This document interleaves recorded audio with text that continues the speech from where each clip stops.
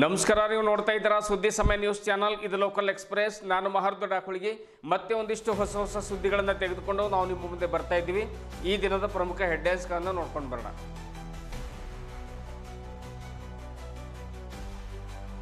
ವಕ್ಫ್ ಕಾಯ್ದೆ ತಿದ್ದುಪಡಿ ವಿರೋಧಿಸಿ ಬಸವ ಕಲ್ಯಾಣದಲ್ಲಿ ಜರುಗಿದ ಬೃಹತ್ ಪ್ರತಿಭಟನೆ. ಎಸ್ಐಒ ಸಂಘಟನೆ ವತಿಯಿಂದ ಜರುಗಿದ ಪ್ರತಿಭಟನೆಯಲ್ಲಿ ನೂರಾರು ವಿದ್ಯಾರ್ಥಿಗಳು ಭಾಗಿ.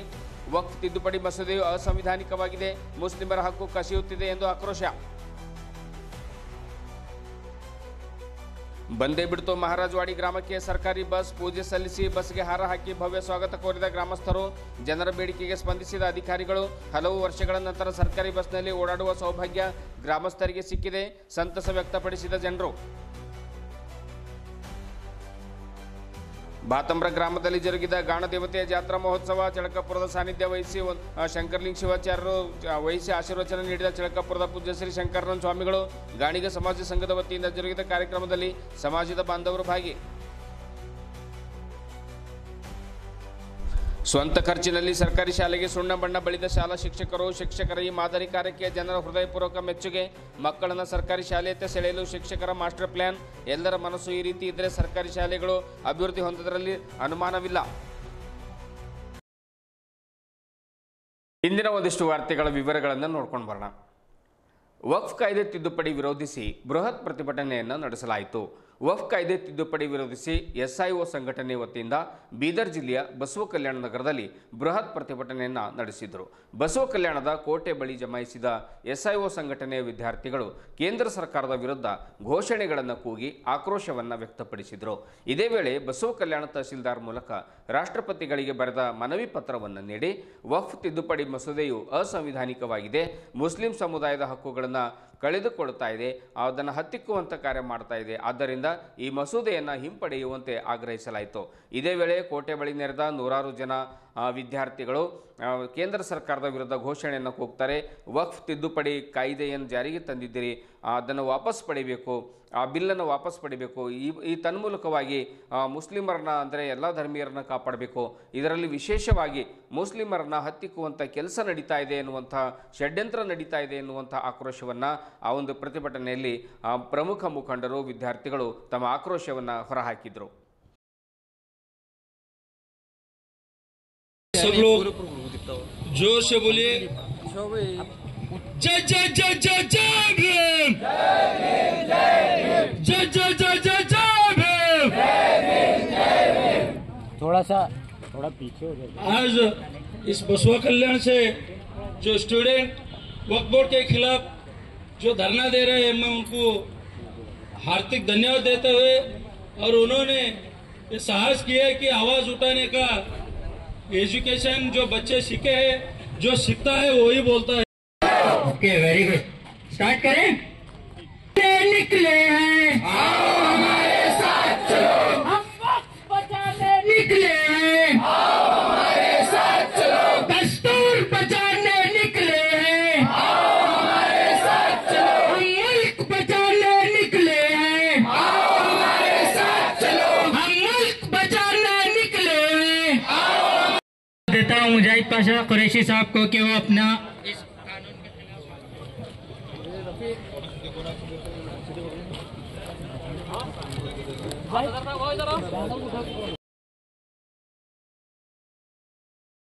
The Act contains provisions that threaten the autonomy of Waqf institutions and interfere with the rights of the Muslim community to manage its religious and charitable properties, allowing district collectors to decide ownership, permitting non-Muslims on Waqf boards, and enabling removal of properties by declaring them disputed are deeply concerning and unacceptable to the Muslim community.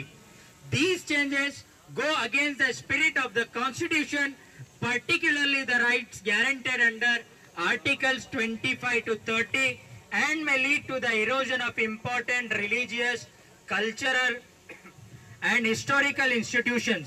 We believe such amendments, if implemented, will cause long-term harm to the trust and harmony between communities and the state.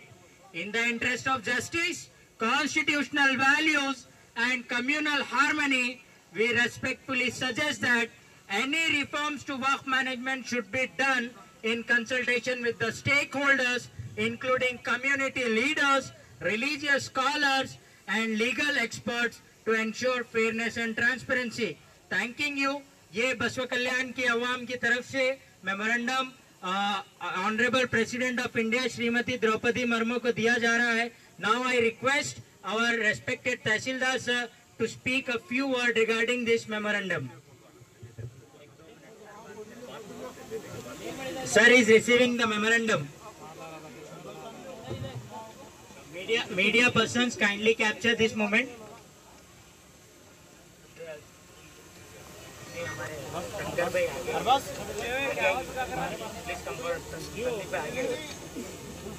Media person, give us a signal if you are done.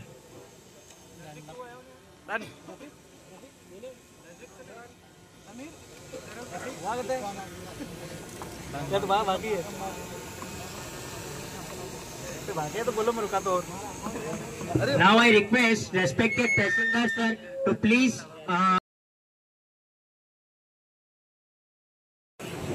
Good afternoon, everyone. Regarding Students Islamic Organization of India Baswa Kalyan Unit, just now the gathering. Now I have received a memorandum from Students Islamic Organization of India Baswa Kalyan Unit. It's regarding withdrawal and revocation of Waqf Amendment Act. I received this memorandum on behalf of this organization and gathering here in front of this court. We will be submitting this to the our highest authority through proper channel. Thank you, Nano. Receipt copy. Aurad ತಾಲೂಕಿನ ಮಹಾರಾಜವಾಡಿ ಗ್ರಾಮಕ್ಕೆ bus ಬಂದಿದ್ದು ಗ್ರಾಮಸ್ಥರು ಸಂಭ್ರಮದಿಂದ ಬಸ್ಗೆ ಪೂಜೆಯನ್ನು ಸಲ್ಲಿಸಿ ಬರಮಾಡಿಕೊಂಡಿದ್ದಾರೆ. ಔರಾದ್ ತಾಲೂಕಿನ ಈ ಹಳ್ಳಿಯ ಒಂದು ಜನರ ಸಂತೋಷಕ್ಕೆ ಪಾರವೇ ಇಲ್ಲದಂತಾಗಿತ್ತು.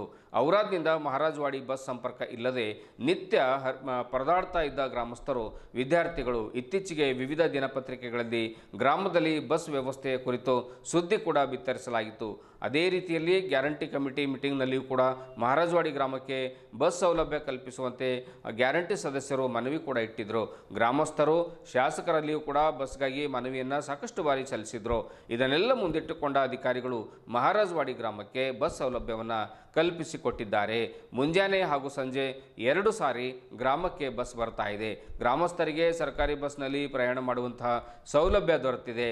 ಆ ಬಸ್ ಕಂಡು ಸಂತಸಪಟ್ಟ ಮಹಾರಾಜವಾಡಿ ಗ್ರಾಮಸ್ಥರು ಸರ್ಕಾರಿ ಬಸ್ಗೆ ಹೂಹಾರವನ್ನು ಹಾಕಿ ಸನ್ಮಾನವನ್ನು ಮಾಡಿ ವಿಶೇಷ ಪೂಜೆಯನ್ನು ಸಲ್ಲಿಸಿ ಆ ಡ್ರೈವರ್ ಮತ್ತು ಕಂಡಕ್ಟರ್ಗಳಿಗೆ ಟೋಪಿ ದಸ್ತಿಯನ್ನು ಮಾಡಿ ಸಂಭ್ರಮಿಸಿದ್ದಾರೆ.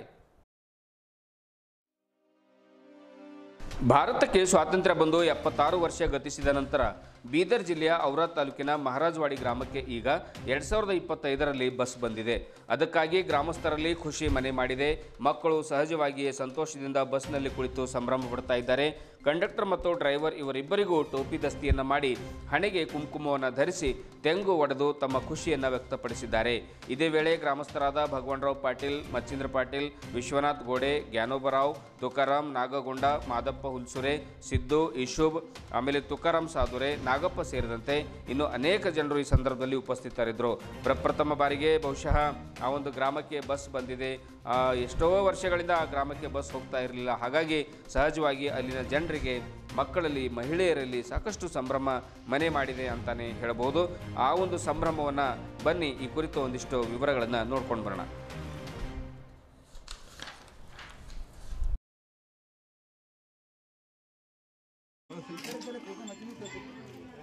अरे आजकाल भोगला बड़ा पक्षी झाली टाइमिंग बड़ा भारी वो घरी गया नारो कुठे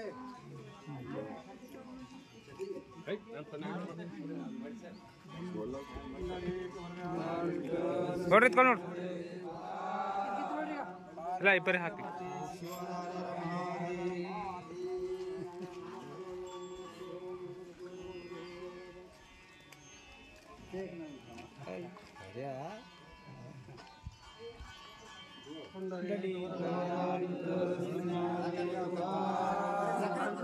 ನಿಂತಲೇ ಶಿವಳಿದ್ರು ನೋಡು ಹೋಗಿ ನಿಂದ್ರಿ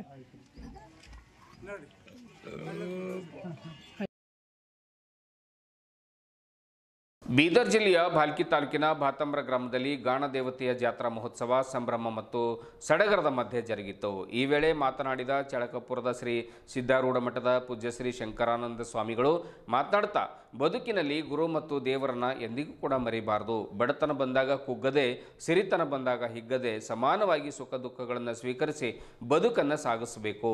ಗಾಣ ದೇವತೆಯ ಆಶೀರ್ವಾದ ನಿಮ್ಮೆಲ್ಲರ ಮೇಲೆ ಇರಲಿ ಎಂದು ಪೂಜ್ಯರು ಶುಭ ಹಾರೈಸಿದ್ದಾರೆ.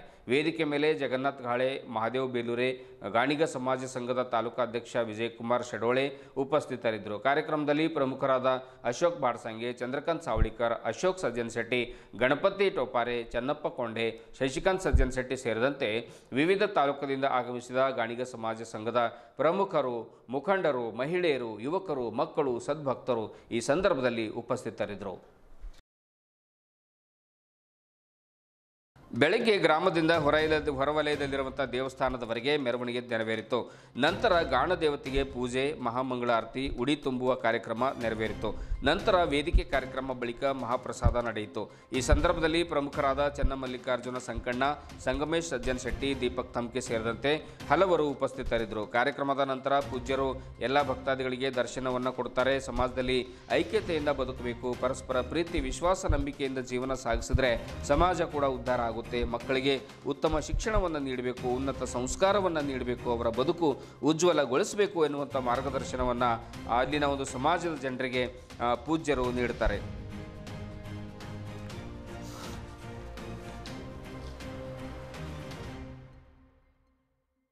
ಮಂದಿ ಜನ ಹೆಂಗದಾರ ಅಂದ್ರ ಇವ ನಾರವ, ಇವ ನಾರವ, ಇವ ನಮ್ಮವ, ಇವ ನಮ್ಮವ ಅಂದಂಗ ಎಲ್ಲರೂ ನಮ್ಮವರು. ಆಗ ಒಂದು ಸಮಾಜದಲ್ಲಿ ಬಂದಾಗ ಅದೊಂದು ಸಮಾಜದ ಸೇವಾ ಮಾಡಬೇಕು, ತಮ್ಮದೇ ಆದ ಒಂದು ಜ್ಞಾನಾರ್ಜನೆ ಬೆಳೆಸ್ಕೊಡ್ಬೇಕು. ಹಾಗಾಗಿ ಏನಪ್ಪಾ ಅಂದ್ರೆ ತಾವೆಲ್ಲರೂ ಹಂಗ್ ಮಾಡಿದ್ರ ಆ ಗಾಣ ದೇವತೆ ಏನಪ್ಪಾ ಅಂದ್ರ ಹೆಂಗ ಕೃಷ್ಣ ಪರಮಾತ್ಮ ಅರ್ಜುನಿಗೆ ಏನ್ ಹೇಳಂದ್ರ, ಅರ್ಜುನ ಕೃಷ್ಣ ಪರಮಾತ್ಮ ಕೇಳ, ನಾ ಬೇಕಂದ್ರ ನಿನ್ಗೆ ಅಕ್ಷೋಣಿ ಶೈನಿ ಸಿಗುದಿಲ್ಲ, ಅಕ್ಷೋಣಿ ಶೈನಿ ಬೇಕಂದ್ರೆ ನಾ ಸಿಗುದಿಲ್ಲ ಅಂತಂದ. ನನಗೆ ಅಕ್ಷೋಣಿ ಶೈನಿ ಬೇಕಾಗಿಲ್ಲ, ನೀನೇ ಬೇಕಂತ ಹೇಳಿ. ಆದ್ರ ಅವನಿಗಿಂತ ಮೊದಲು ಯಾರು ಬಂದಿದ್ರ ಅಂದ್ರೆ ಅರ್ಜುನೇ ಬಂದಿದ್ದ. ಆಗ ಅರ್ಜುನ್ ಹಿಂದೋಡಿ ಯಾವ ಬಂದ ದುರ್ಯೋಧನ. ಆದ್ರೂ ಕೂಡ ದುರ್ಯೋಧನ ಗಾಬರ ಮೊದಲು ಬಂದನ, ಅವ್ನು ಏನ್ ಕೇಳ್ತಾನೋ ಒಟ್ಟು ಅಕ್ಷೋಣಿ ಶೈಲಿ ಕೇಳ್ತಾನೋ ಏನ್ ಕೇಳ್ತಾನೋ ಒಟ್ಟು ಕೇಳಿದ ನನಗೆ ಏನ್ ಉಳಿತದ ಈ ಕೃಷ್ಣ ಪರಮಾತ್ಮ ಕೈಗೆ ಏನದ ಅವಂದ ಅವ ಎಲ್ಲ ಕೇಳ. ನೀ ಏನು ಬೇಡ, ನೀವು ಅತ್ತೆ ಕಿಶಿಂದ ಅರ್ಜುನ ಏನಂದ, ನೀವ್ ಒಬ್ಬ ಇದ್ದಿದ್ರೆ ನನಗೆ ಎಲ್ಲಾನೇ ಇದ್ದಂಗ, ಅದಕ್ಕೆ ಅದ ಶೇನ ಬೇಡ, ಯಾರು ಬೇಡ ಅಂದ್ರ ಬಾಲನ ಬಾಂಕ ಕರ್ಸಕ್ಕೆ ಏನಪ್ಪು ಅಂದ್ರ ಅವನು ಕೂದಲೇ ಆದ ಅವ ನನ್ನವ ಅಂದ ಸಲುವಾಗಿ ಅವನ ಮನಿ ಕೂದಲಿ ಲಜ್ಜೆಗಳ ಎಲ್ಲಾ ಸೇವೆ ಮಾಡ್ದ ಕೃಷ್ಣ ಪರಮಾತ್ಮ. ಹಾಗೇನಪ್ಪಾ ಅಂದ್ರೆ ನಮ್ಮ ಹಿಂದೆ ದೇವ್ರ ಇದ್ನಂದ್ರೆ ಏನಾಗ್ಲಿಕ್ಕಿಲ್ಲ. ಆ ಗಾಣ ದೇವತೆ ಏನಪ್ಪಾ ಅಂದ್ರೆ ತಮ್ಮೆಲ್ಲರಿಗೆ ಜಾಗೃತ ಅಂದ. ಎಲ್ಲದಕ್ಕೂ ಮೂಲ ಶಕ್ತಿ ಅವನಂದ್ರೆ ಒಂದು ಸ್ತ್ರೀ ಶಕ್ತಿ ಇರ್ತದೆ. ಅಂತ ಒಂದು ಶಕ್ತಿ ಸ್ವರೂಪಿಣಿಯಾಗ ಆ ತಾಯಿಗೆ ಯಾರ್ಯಾರು ಬೇಡ್ಕೊತಾರ, ಯಾರ್ಯಾರು ಇದು ಮಾಡ್ತಾರ, ನಾವೊಂದು ಕರಜಿಗೆ ಊರ ಬಳಿ ಒಂದು ಏನಪ್ಪಾ ಅಂದ್ರೆ ಇಂಥ ಗಾಣ ದೇವತೆ ಹಿಂಗೆ ಅವ್ರು ಇದೇ ಇದ್ರವ್ರು ಆ ನಮ್ಮ ಸಮಾಜದವರೇನ ಅಲ್ಲ. ಆದ್ರೂ ಕೂಡ ಅವ್ರು ಪಂಚಮ ಶಾಲೆಯವರು ಅವ್ರಿಗೆ ಏನಪ್ಪಾ ಅಂದ್ರೆ ಅವ್ರ ಮನಸ್ಸಿನಾಗ ಹೋಗಿ ದೇವತೆ ನಾನು ನಿನ್ ಹೊಲ್ದಾಗಿದ್ದೀನಿ ಅಂತ ಅಂದಾಗ ಬಹಳ ಬಹುದೊಡ್ಡದಾದ ಗಾಣ ದೇವತೆ ಪ್ರತ್ಯಕ್ಷ ಆಗಿ ಅವರೇ ಸ್ವಂತ ಗುಡಿ ಕಟ್ಟಿ ಅವರೇ ಏನಪ್ಪಾ ಅಂದ್ರೆ ಪೂಜಾ ಪಾಠ ಮಾಡಿ ವರ್ಷಕ್ಕೊಮ್ಮೆ ಬಹಳ ದೊಡ್ಡ ಜಾತ್ರೆ ಮಾಡ್ತಾರೆ. ಹಂಗೇನಪ್ಪಾ ಅದೇ ರೋಡ್ನಾಗ ಅವರು ನಾವು ಮತ್ತೊಬ್ರು ಬೇರೆ ಹೊಂದಿದ್ದೆವು. ಅವ್ರಿಗೊಬ್ರು ಹೇಳಿದ್ರು, ಒಂದು ಸಾವಕಾಶ ಹೋಗ್ಲಿ ಗಾಡಿ, ದೇವರ ಇಲ್ಲೇ ಒಂದ್ ಸ್ವಲ್ಪ ನಮಸ್ಕಾರ ಮಾಡ್ಕೊಂಡು ಹೋಗು ಅಂತ ಹೇಳಿದ್ರು. ಆದ್ರೆ ಅವ ಗಾಡಿ ಹೊಡೆಯೋರು ಎಷ್ಟು ಭರಾಟೆ ಹೊಡಿತಿರ್ತಾರೆ, ಮುಂದೆ ಏನಾಗ್ತದ ಗೊತ್ತಿಲ್ಲ, ಏನಾಗ್ತದ ನೋಡೇ ಹೊಡಿಬೇಕಲ್ಲ ಗಾಡಿ. ಯಾವಾಗ ಒಂದು ಮನುಷ್ಯನ ನಿಯಮ ಅದ, ಏನಪ್ಪಾ ಅಂದ್ರೆ ನಾವು ಬಲಕ್ ಮಾಡ್ಕೊಂಡೇ ಗಾಡಿ ಹೋಗ್ಬೇಕಂತ ನೇಮ್ ಇರ್ತ. ಇಲ್ಲ ನಾವು ಎಡಕ್ ಮಾಡ್ಕೊಂಡು ಹೋಗ್ತೀನಿ ಅಂದ್ರೆ ಆಕ್ಸಿಡೆಂಟ್ ಆಗ್ತಾವ. ಅದಕ್ಕೆ ಅವ್ರು ಹೇಳಿದ್ರು ಕೇಳಿಲ್ಲ. ಆಗ ಅವ್ರು ಹಿಂದಿನ್ನೇ ನಮ್ಮ ಗಾಡಿ ನಿಲ್ತು. ನಾನು ನಿಂತು ಸ್ವಲ್ಪ ದೇವಿ ಕೈ ಮುಂದಕ್ಕೆ ಹೋದೆ. ಒಂದಿನ 10 ನಿಮಿಷ ಇಲ್ಲ ಆಕ್ಸಿಡೆಂಟ್ ಆಗಿ ಅಲ್ಲೇ ನಿಂತಿದ್ದ. ಇವಾಗ ನೋಡ್ತಾ ಇದ್ದೇವೆ ಮತ ಇದೇ ತರ ಭವ್ಯ ಒಂದು ಪೆಂಡಲ್ ಹಾಕಿ ಎಲ್ಲಾ ಜನ ಸೇರಿದ್ದಾರೆ. ನಾವು ಬೆಳಗ್ಗೆ ಕೇಳಿದಾಗ ಸ್ವಲ್ಪ ಜನನೇ ಮಾಡ್ತಾ ಇದ್ದೀವಿ ಅಂದ್ರು. ಮತ್ತೆ ಇಲ್ಲಿ ಬಂದು ನೋಡಿದಾಗ ಈ ಜಾತ್ರಾ ಮಹೋತ್ಸವ ಹಾಗೆ ನಡೀತದೆ. ಈಗ ಅಣ್ಣ ಹೇಳಿದಂಗ ಇದು ಏನದ ಅಂದ್ರೆ ಕೊಡೋರು ನಾವು ಮಾಡೋರ್ಕಿಂತ ಕೊಡೋರು ಜನ ಬಹಳ ಆಗಿದ್ದಾರೆ. ಭಕ್ತಿ ಈ ಗಾಣ ದೇವತೆ ಏನು ನಾವು ನೀವೆಲ್ಲ ಭಕ್ತಿ ಇಟ್ಟು ನಡೀತಾ ಇದ್ದೇವಲ್ಲ, ನಮ್ಮ ಜೀವನದಲ್ಲೂ ತಮ್ಮ ಜೀವನದಲ್ಲಿ ಎಲ್ಲರೂ ಒಳ್ಳೆಯದೇ ಆಗ್ತಾ ಬರ್ತಾ ಇದೆ. ಅದಕ್ಕಾಗಿ ಈ ಜಾತ್ರಾ ಮಹೋತ್ಸವ ಇದೇ ರೀತಿಯಿಂದ ಮತ್ತೆ ಮತ್ತೆ ನಾವು ನೀವೆಲ್ಲ ಸೇರಿ ಅತಿ ವಿಜೃಂಭಣೆಯಿಂದ ಮಾಡೋಣ. ತನು ಮನ ಧನದಿಂದ ನಾವೆಲ್ಲ ಈ ಭಾಗದ ಗ್ರಾಮದವರು ಸಹಕಾರ ಮಾಡ್ತಾ ಇದ್ದೀವಿ, ತಾವು ಕೂಡ ಸಹಕಾರ ಮಾಡ್ತಾ ಇದ್ದೀವಿ. ಅದಕ್ಕಾಗಿ ತಮಗೂ ಈ ಎಲ್ಲ ಕೆಲಸಗಳು ಕೂಡ ಸರ್ಕಾರವೇ ಮಾಡಲಿ, ನಾಗರಿಕರಾಗಿ ನಮ್ಮ ಕರ್ತವ್ಯ ಏನೂ ಇಲ್ಲ ಎಂಬಂತೆ ಸುಮ್ಮನೆ ಕುಳಿತುಕೊಳ್ಳುವಂತಹ ಇಂದಿನ ಕಾಲದಲ್ಲಿ ಸರ್ಕಾರ ಮಾಡೋವರೆಗೆ ಜೇಬಿನಿಂದ 10 ರೂಪಾಯಿ ಹೊರತೆಗೆಯದ ಇಂದಿನ ಶಿಕ್ಷಕರ ಮಧ್ಯೆ ಸಾವಿರಾರು ರೂಪಾಯಿ ಖರ್ಚು ಮಾಡಿ ಸರ್ಕಾರಿ ಶಾಲೆಯೊಂದನ್ನು ನವನವೀನ ರೀತಿಯಲ್ಲಿ ಕಾಣುವಂತೆ ಮಾಡಿದ್ದು ಶಿಕ್ಷಕ ವೃಂದದವರು. ಇಂತಹ ಒಂದು ಉತ್ತಮ ಕಾರ್ಯವೊಂದು ನಡೆದಿದ್ದು ಬೀದರ್ ಜಿಲ್ಲೆಯ ಭಾಲ್ಕಿ ತಾಲೂಕಿನ ಮಹಾರಾಜವಾಡಿ ಸೈದಾಪುರವಾಡಿ ಗ್ರಾಮದ ಸರ್ಕಾರಿ ಕಿರಿಯ ಪ್ರಾಥಮಿಕ ಶಾಲೆಯಲ್ಲಿ. ಸರ್ಕಾರಿ ಶಾಲೆಯತ್ತ ಮಕ್ಕಳು ಪಾಲಕರನ್ನ ಸೆಳೆಯಲಿಕ್ಕೆ ಶಿಕ್ಷಕರು ಮಾಸ್ಟರ್ ಪ್ಲಾನ್ ಮಾಡಿದ್ದಾರೆ. ಶಿಕ್ಷಕರ ಈ ಕಾರ್ಯಕ್ಕೆ ಈಗ ಎಲ್ಲೆಡೆ ಸಾರ್ವಜನಿಕರು ಭಾರಿ ಮೆಚ್ಚುಗೆಯನ್ನು ವ್ಯಕ್ತಪಡಿಸ್ತಾ ಇದ್ದಾರೆ. ಭಾಲ್ಕಿ ತಾಲೂಕಿನ ಸೈದಾಪುರವಾಡಿ ಗ್ರಾಮದ ಸರ್ಕಾರಿ ಕಿರಿಯ ಪ್ರಾಥಮಿಕ ಶಾಲೆಯ ಶಿಕ್ಷಕರು ಸುಮಾರು 30,000 ರೂಪಾಯಿ ಖರ್ಚು ಮಾಡಿ ವಿದ್ಯಾರ್ಥಿಗಳಿಗೆ ಬಟ್ಟೆಯನ್ನು ಕೊಡಿಸಿದ್ದಾರೆ. ಶಾಲೆಗೆ ಸುಣ್ಣ ಬಣ್ಣ ಬಳಿದಿದ್ದಾರೆ. ಶಾಲೆಯ ಆವರಣದಲ್ಲಿ ಇರತಕ್ಕಂಥ ಹುಲ್ಲನ್ನು ಕಿತ್ತಿದ್ದಾರೆ. ಶಾಲೆಯ ಗೋಡೆಗಳಿಗೆ ಪೇಂಟನ್ನು ಬಳಿದಿದ್ದಾರೆ. ರಾಷ್ಟ್ರಧ್ವಜ, ರಾಷ್ಟ್ರ ಪಕ್ಷಿ, ರಾಷ್ಟ್ರ ಪ್ರಾಣಿ, ಆಮೇಲೆ ಧ್ವಜ ಇವೆಲ್ಲವುಗಳನ್ನು ಆ ಗೋಡೆಗಳ ಮೇಲೆ ಪೇಂಟ್ ಮಾಡುವಂತಹ ಒಂದು ಒಳ್ಳೆ ಮಾದರಿ ಕೆಲಸವನ್ನು ಮಾಡಿದ್ದಾರೆ. ಶಿಕ್ಷಕರ ಈ ಕಾರ್ಯಕ್ಕೆ ಈಗ ಎಲ್ಲೆಡೆ ಭಾರಿ ಮೆಚ್ಚುಗೆ ವ್ಯಕ್ತವಾಗ್ತಾ ಇದೆ. ನೆಲಹಾಸು, ಮಹಾತ್ಮರ ಭಾವಚಿತ್ರ, ಮ್ಯಾಟ್ ಅಳವಡಿಕೆ, ಶಾಲಾ ಆವರಣದಲ್ಲಿ ಸುಂದರ ಕೈತೋಟ ನಿರ್ಮಾಣ ಮಾಡಿ ಇತರೆ ಸರ್ಕಾರಿ ಶಾಲೆಯ ಶಿಕ್ಷಕರಿಗೆ ಮಾದರಿಯಾಗಿದ್ದಾರೆ. ಸದ್ಯ 1ರಿಂದ 5ನೇ ತರಗತಿವರೆಗೆ ಕೇವಲ 12 ವಿದ್ಯಾರ್ಥಿಗಳು ಶಾಲೆಯಲ್ಲಿ ವ್ಯಾಸಂಗ ಮಾಡ್ತಾ ಇದ್ದು 2025-26ನೇ ಶೈಕ್ಷಣಿಕ ವರ್ಷದಲ್ಲಿ ಮಕ್ಕಳ ದಾಖಲಾತಿ ಹೆಚ್ಚಿಸಲು ಶಿಕ್ಷಕರು ಈ ವಿನೂತನ ಕಾರ್ಯಕ್ಕೆ ಮುಂದಾಗಿದ್ದಾರೆ. ಇದೊಂದು ನಿಜಕ್ಕೂ ಪುಣ್ಯದ ಕಾರ್ಯವಾಗಿದೆ. ಖಾಸಗಿ ಶಾಲೆಗಳ ಹಾವಳಿಗಳ ಮಧ್ಯೆ ಸರ್ಕಾರಿ ಶಾಲೆಯ ಮುಖವೂ ನೋಡದ ಅದೆಷ್ಟೋ ಮಕ್ಕಳ ಪಾಲಿಗೆ ವರವಾಗಿ ಪರಿಣಮಿಸಲಿದೆ ಈ ಉತ್ತಮ ಒಂದು ಶಿಕ್ಷಕರ ಕಾರ್ಯ. ನಿಜಕ್ಕೂ ಸರ್ಕಾರಿ ಶಾಲೆಗಳ ಉಳಿವಿಗೆ ಇದೇ ರೀತಿ ಪ್ರತಿಯೊಬ್ಬ ಶಿಕ್ಷಕರು ಶ್ರಮಿಸಿದರೆ ಬಡವರ ಮಕ್ಕಳು ಕಡಿಮೆ ಖರ್ಚಿನಲ್ಲಿ ಉತ್ತಮ ಗುಣಮಟ್ಟದ ಶಿಕ್ಷಣ ಪಡೆಯಬಹುದು. ಶಿಕ್ಷಕರ ಮಾದರಿ ಕಾರ್ಯಕ್ಕೆ ನಮ್ಮದೊಂದು ಸಲಾಂ ಸಲ್ಲಿಸ್ತಾ ಇದ್ದೇವೆ. ಬನ್ನಿ, ಅವರು ಯಾವ ರೀತಿ ಸ್ವತಃ ಖರ್ಚು ಮಾಡಿ ಶಾಲೆ ಅಭಿವೃದ್ಧಿಯನ್ನುಗೊಳಿಸ್ತಾ ಇದ್ದಾರೆ, ಕ್ಲೀನ್ ಮಾಡ್ತಾ ಇದ್ದಾರೆ ಅನ್ನುವಂಥದ್ದನ್ನು ನೋಡ್ಕೊಂಡು ಬರೋಣ.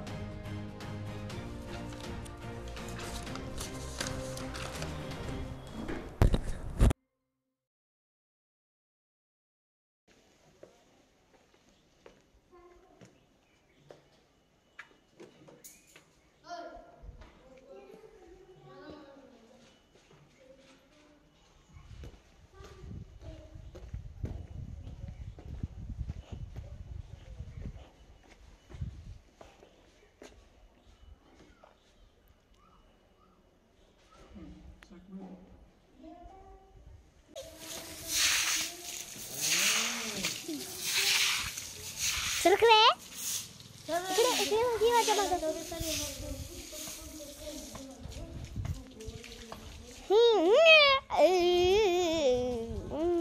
सरकती करते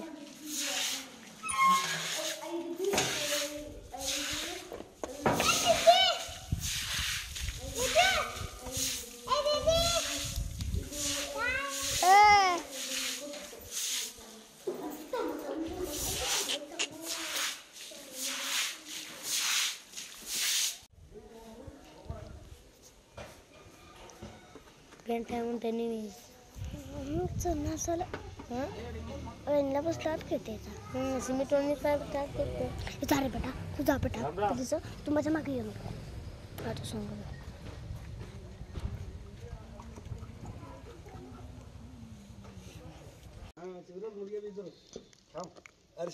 अर्शन कलर शर्ट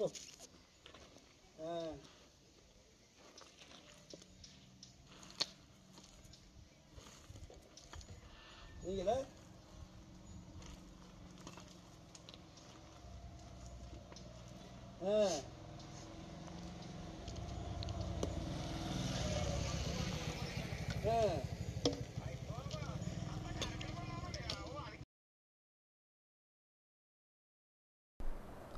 ಇದುವರೆಗೂ ಸುದ್ದಿ ಕೊಟ್ಟಿರುವ ನಾನು ಮಹಾರುದ್ರ ಡಾಕೋಳಿಗೆ ಮತ್ತೆ ಮುಂದಿನ ವಾರ್ತೆಗಳೊಂದಿಗೆ ಭೇಟಿಯಾಗೋಣ. ವಂದನೆಗಳು.